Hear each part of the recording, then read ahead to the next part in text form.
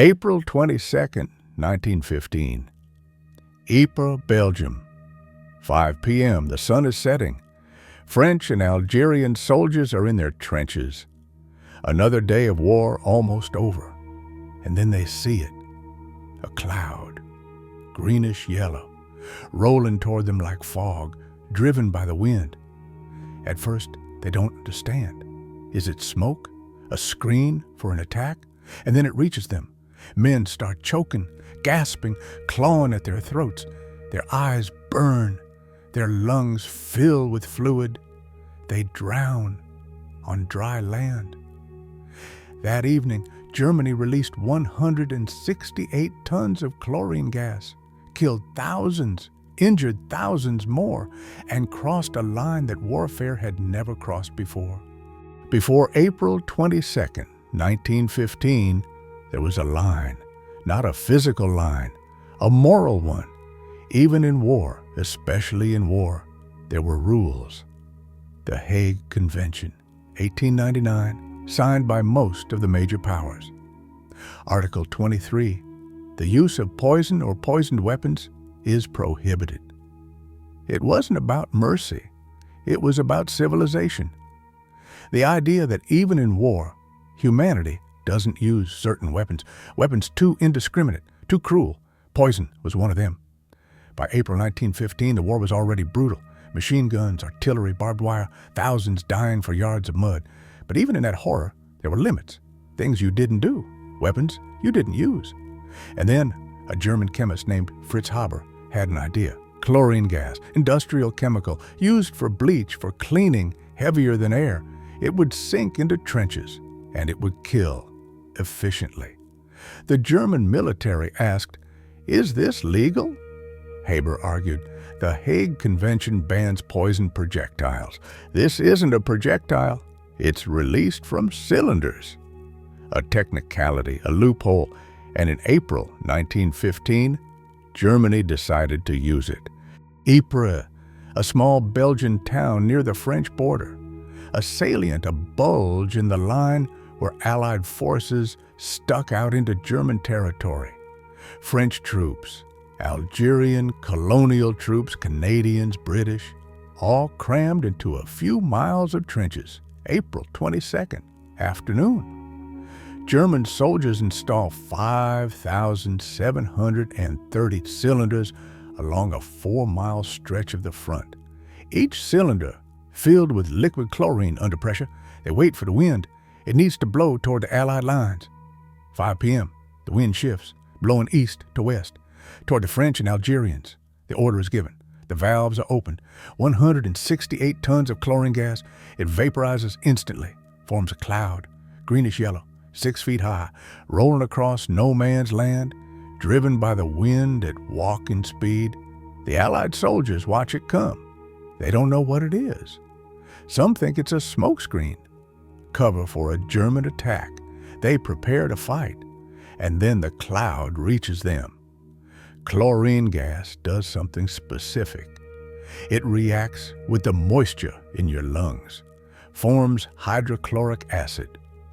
Your lungs start to dissolve from the inside. You cough, you choke, you vomit, your eyes burn, you can't see, you suffocate. Slowly, thousands of men break. They run, crawl, anything to get away from the cloud. Some collapse immediately, dead within minutes. Others survive but are blinded, lungs scarred permanently. The gas creates a gap, 4 miles wide, no defenders, just dead and dying men. The Germans could have broken through, could have ended the stalemate, but even they weren't prepared for how effective it was. And they were afraid to advance through the gas themselves. Canadian troops positioned nearby rushed to fill the gap. Some of them urinate on cloth and tie it over their faces. The ammonia neutralizes some of the chlorine. They hold the line. By nightfall, the attack is over, but the damage is done. April 22nd, 1915. Casualties, 5,000 dead, 10,000 injured, most from the gas, not from bullets, not from shells, from breathing. The world reacted with outrage. Barbaric. Uncivilized. War crime. Germany had crossed the line, used a weapon that was banned, and Germany's response? The Hague Convention banned poison projectiles. This wasn't a projectile. Technically correct. Morally bankrupt. But here's what happened next. The Allies didn't just condemn it, they copied it. By September 1915, 5 months later, the British used poison gas at the Battle of Loos, then the French, then everyone. The war became a chemical arms race. Chlorine, phosgene, mustard gas, each one worse than the last. Mustard gas didn't just kill, it burned, it scarred, it blinded. Men who survived carried the marks for life.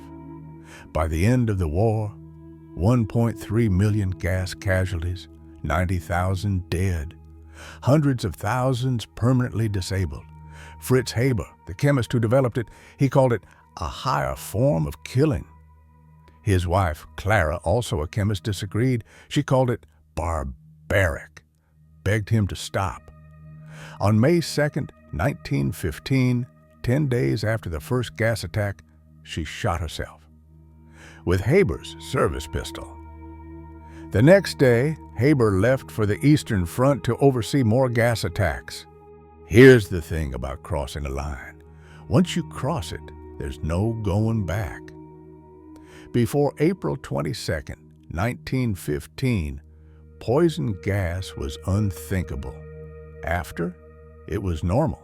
Before, there were weapons you didn't use, rules you didn't break. After, if the enemy used it, you used it too. This is called escalation, and once it starts, it doesn't stop.